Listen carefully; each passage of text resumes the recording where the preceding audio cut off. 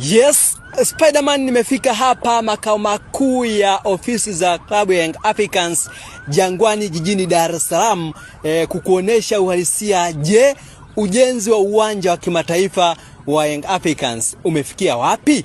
Na ukitazama hapa ni eneo halisi ambalo uwanja huo unapaswa kufanyika ujenzi. Na ukitazama pia ni eneo ambalo limesheheni nyasi ndefu, lakini pia naona pembezoni kuna mbuzi wameletwa ili kupunguza nyasi. Kama ambavyo unatazama pembezoni hapo. Kwa hiyo wewe ambaye unatazama, inawezekana huko ulipo una mifugo, una mbuzi, una kondoo, una ng'ombe, unaweza ukawaleta hapa ili wasaidie kupunguza urefu wa nyasi ambazo zinaonekana katika maeneo ya ujenzi wa uwanja wa Young Africans hapa Jangwani jijini Dar es Salaam. Lakini pia ukiingia huko ndani, nimefanikiwa kufika maeneo ya uwanja, kuna baadhi ya maeneo kumejaa maji. Sasa kwa wale wavuvi wenye nyavu wakifika hapa, bila shaka hawawezi wakakosa samaki wa kutosha maeneo haya. Nimefanikiwa kuwatafuta baadhi ya viongozi wa Young Africans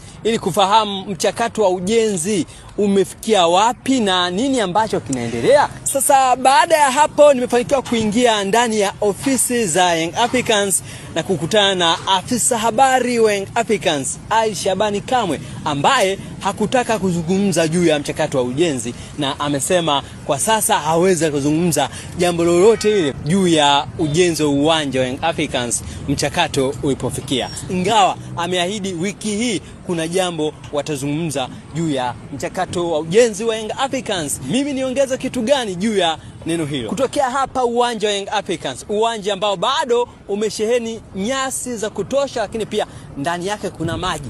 Mimi ni Spiderman Jacob Kapaya.